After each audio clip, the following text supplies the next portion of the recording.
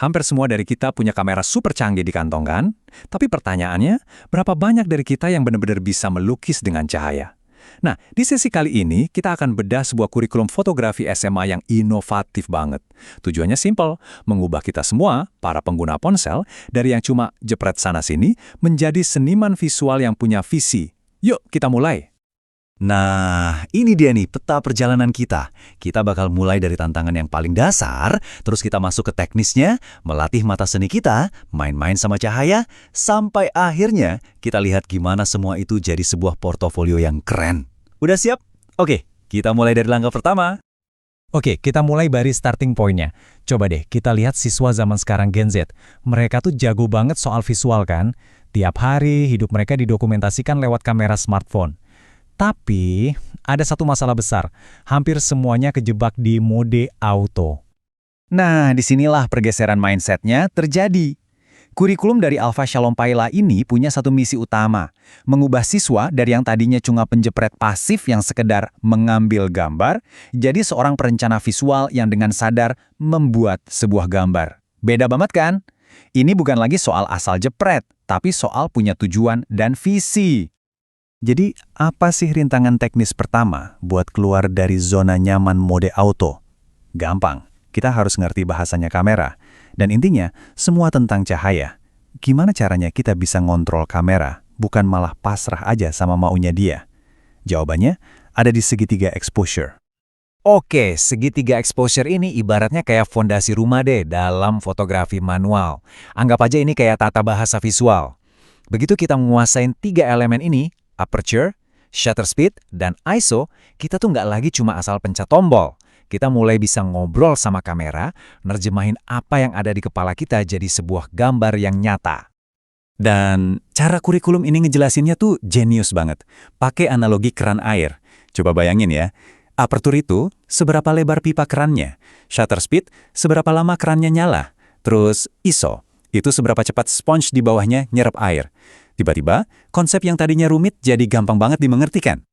Oke, setelah murid-murid ini bisa ngobrol sama kameranya, tantangan berikutnya lebih gede lagi nih, yaitu melatih mata mereka buat ngeliat dunia kayak seorang seniman. Ini bukan lagi soal teknis pencet-pencet tombol, tapi udah masuk ke ranah estetika.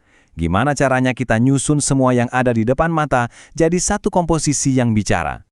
Semuanya dimulai dari aturan paling dasar, tapi paling ngaruh, rule of thirds. Gini deh, coba lupain kebiasaan naruh subjek pas di tengah-tengah foto. Siswa diajarin trik simple, taruh titik fokusnya agak ke pinggir, di pertemuan garis-garis imajiner itu. Hasilnya, fotonya langsung kelihatan jauh lebih dinamis, instan. Lanjut, aturan berikutnya adalah leading lines atau garis penuntun. Di sini, siswa dilatih buat berburu garis-garis alami di sekitar mereka. Bisa jalan setapak, pagar, bahkan koridor gedung. Garis-garis ini fungsinya kayak jalan tol visual yang nuntun mata kita yang lihat fotonya langsung ke poin utamanya. Terus ada teknik framing. Wah, ini juga kuat banget efeknya. Jadi siswa belajar buat pakai elemen-elemen di sekitar, kayak pintu, jendela, atau bahkan ranting pohon, buat bikin bingkai di dalam bingkai. Ini cara yang cerdas banget buat nambahin kedalaman foto dan bikin fokus kita langsung terkunci ke subjek utamanya. Oke, aturannya banyak ya.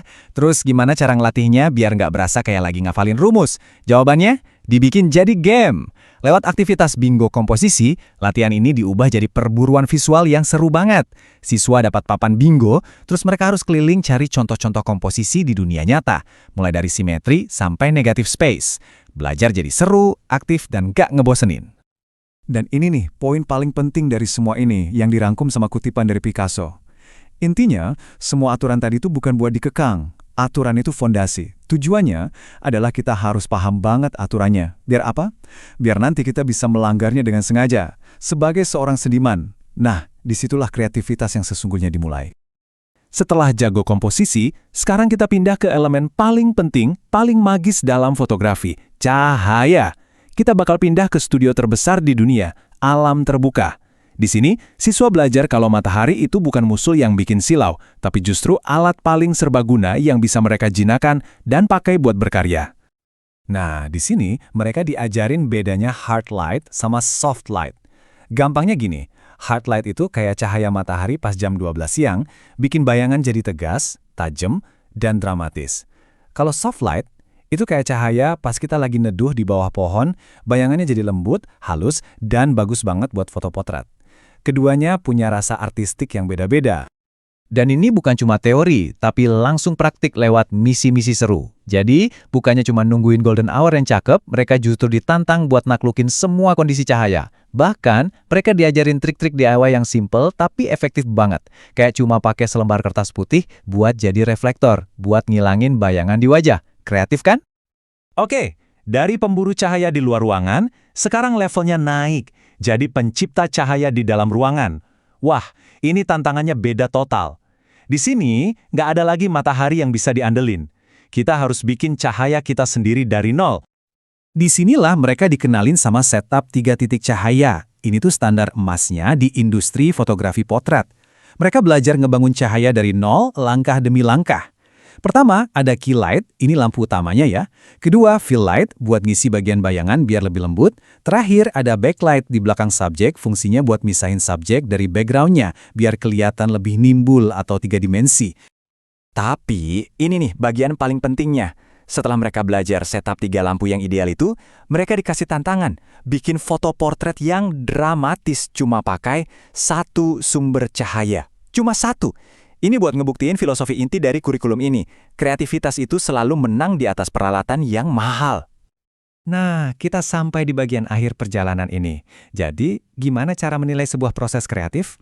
Kurikulum ini keren banget karena yang dinilai itu bukan cuma hasil fotonya aja, tapi keseluruhan prosesnya, perjalanannya. Coba deh kita lihat rubrik penilaiannya. Jelas, teknik sama estetika itu penting dong. Tapi lihat deh, apalagi yang dinilai. Kreativitas dan, ini yang menarik, tanggung jawab.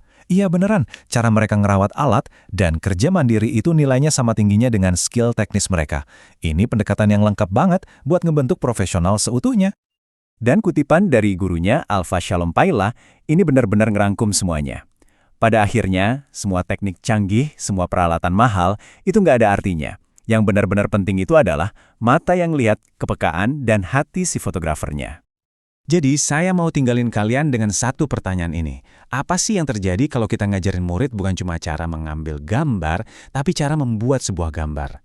Hasilnya, pendekatan ini tuh nggak cuma nyetak fotografer, tapi nyetak pemecah masalah visual, pencerita, dan yang terpenting, individu yang belajar nemuin keindahan di tengah kekacauan dunia sekitar mereka. Ini soal mengubah cara mereka melihat dunia, satu foto pada satu waktu.